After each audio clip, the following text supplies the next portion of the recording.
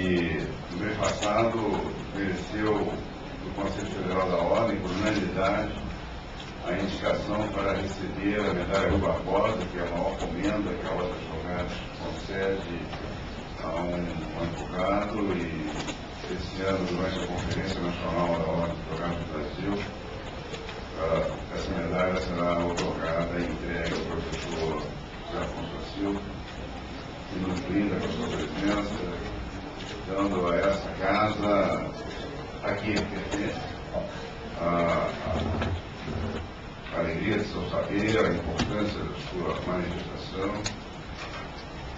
Eu estava imaginando esperar um pouco mais, porque o presidente da Comissão de Direito Constitucional, o doutor Zé Bernardo Cabral, pediu que aguardasse um pouco. Está com um problema de saúde já antigo, com dificuldade de locomoção, mas eu, em face do avanço da hora, não gostaria de diminuir o nosso prazer em ouvir o professor Zé Afonso Silva com a diminuição do seu tempo de exposição. De modo que, sem muitas delongas, eu vou dar a palavra ao professor Zé Afonso Silva, que falará de pé ou sentado, como me parecer melhor. E o tema será o ser das regras das normas dos princípios constitucionais. Olá, professor Zé Afonso.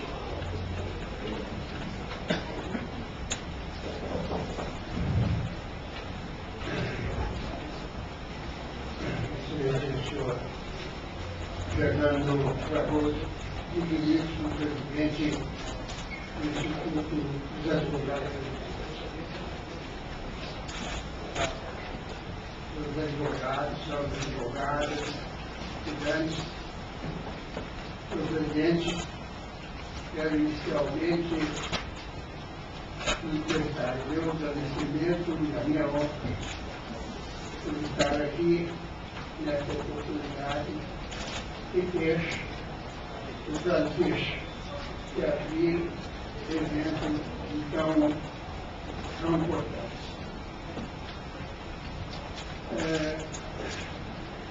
Quero também dizer que sou consciente que estou numa casa de grandes juristas. Sou consciente que estou em presença de grandes juristas e estudantes de direito. Também estou consciente de que é sempre arriscado remar contra a maré, de que navegar contra a corrente principialista, que abastar o nosso direito constitucional é tormentoso. Sobretudo por ser impulsionada por constitucionalistas da mais alta qualificação. Mais tormentoso ainda para quem tem um filho mergulhado nela, e diga-se de passagem, como brigantismo em lugar. O que por um lado é um orgulho para o pai, mas por outro, sei que sacudir a pinguela é perigoso. Isso podemos passar ao tema, que é um pouco teórico, o ser das regras, das normas e dos princípios constitucionais. A começar pela seguinte premissa. Roberto Alexi, na sua prestigiada teoria dos direitos fundamentais, sob a influência de Ronald Ward, cunhou a tese de que princípios e regras são espécies de normas.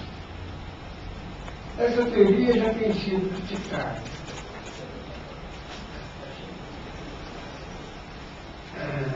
Está chegando aqui nosso grande amigo. Eu tentei esperar um pouco para não gostar da fisioterapia.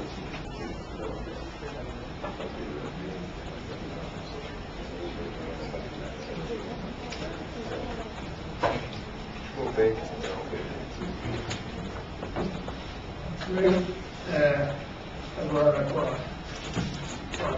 presença de enriquecendo mais essa sessão, do nosso querido amigo Fernando Cabral.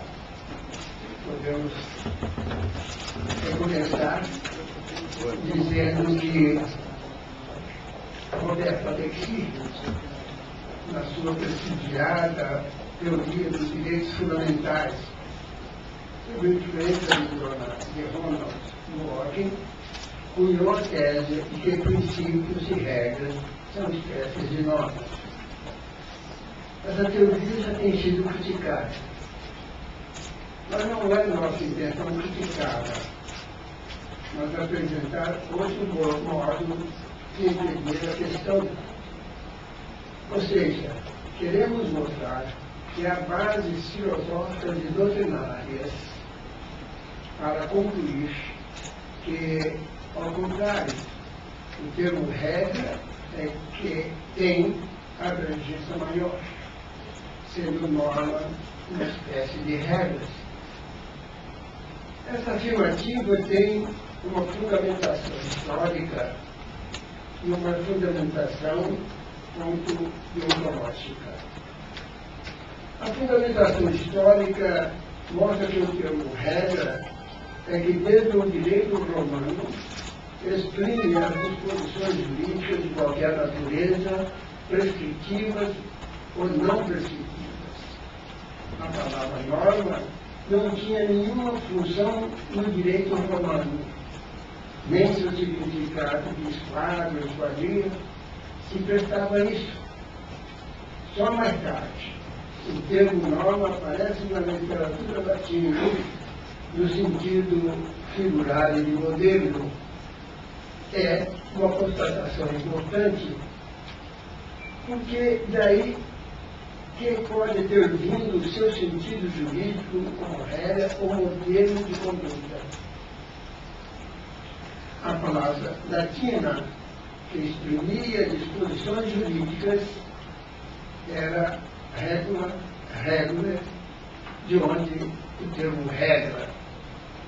A fundamentação histórica mostra que regra sempre foi o termo usado para exprimir uma disposição jurídica, mesmo quando tardiamente o termo norma perdeu seu primitivo sentido e passou a ser usado no sentido jurídico.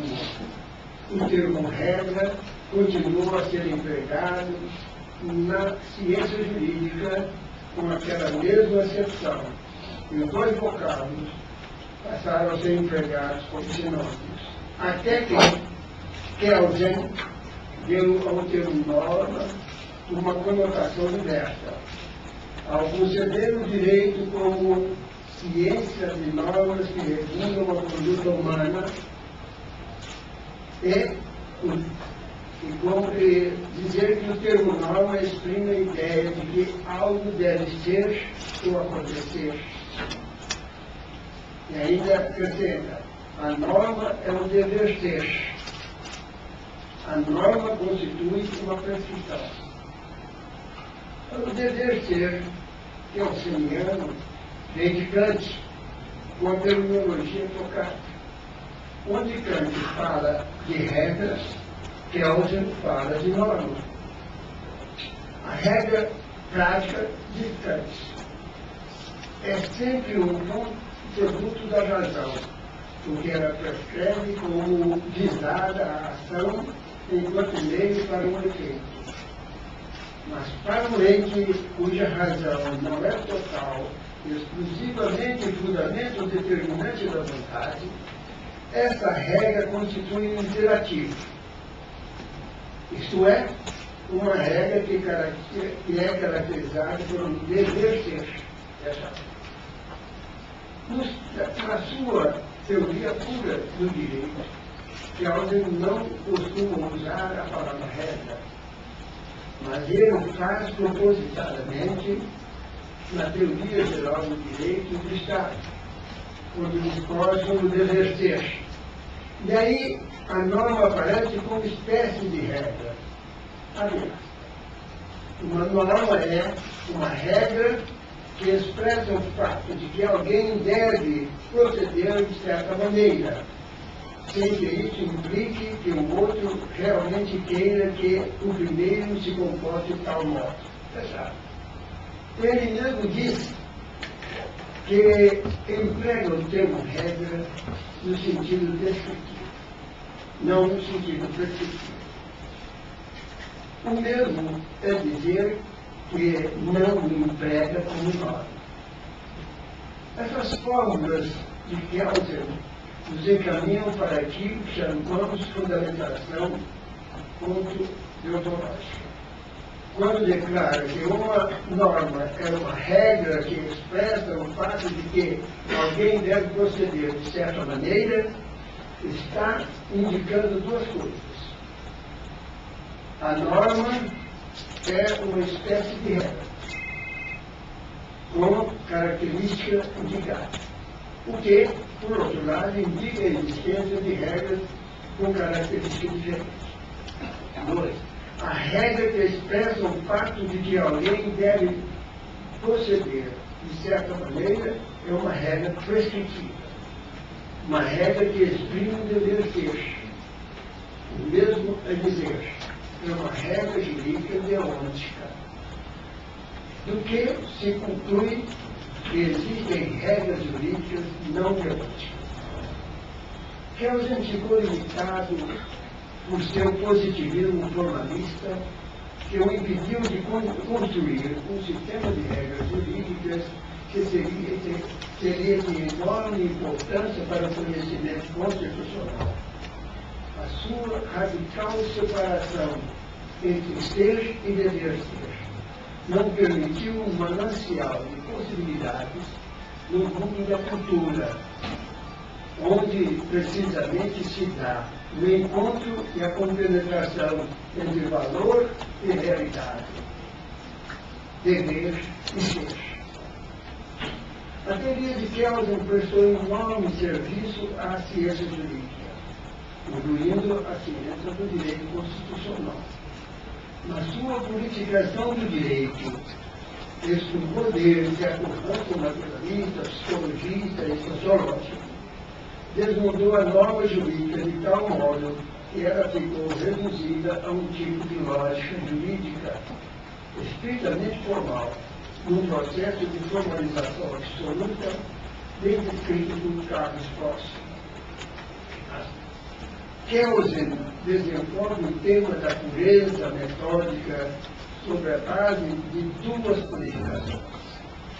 A primeira contrapõe o ser da natureza ao dever ser em sentido amplo, sem mais apoio do que a tradição kantiana. Essa purificação tende a eliminar todo o naturalismo da ciência jurídica. A biologia, a psicologia, a sociologia ficam expulsas. Kelsen fica com o dever ser.